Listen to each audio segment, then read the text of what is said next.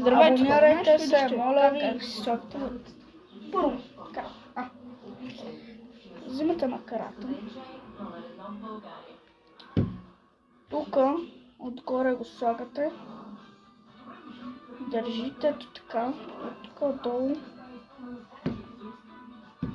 Тук въртите.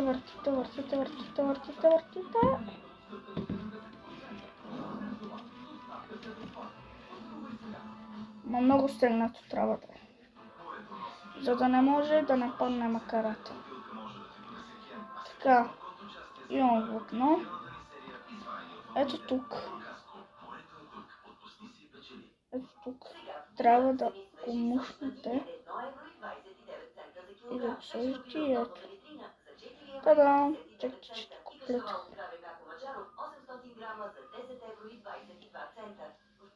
Та-да! Готово!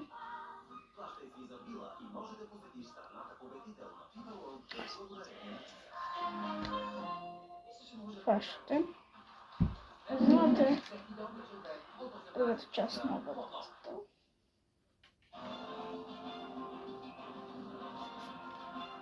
И слагате през водачите. От тия малки топкички.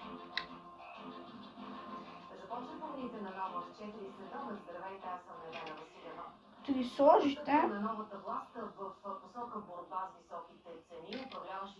взимате едно нещо, където трябва да го вържете.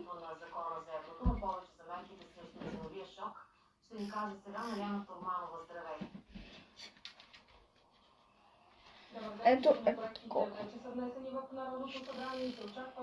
Ето тук трябва да сложите. Ето така. И вържите.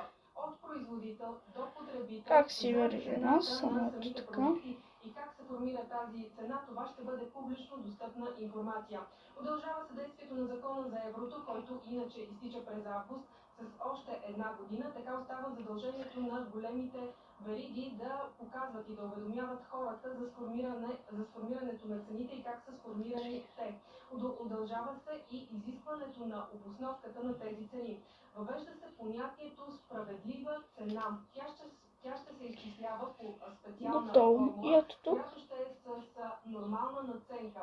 И ако останалите по веригата предлагат много по-висока цена на продукти, и хора, това беше от мен. Абонирайте се за канала, дайте по един лайк. И от мен, чао!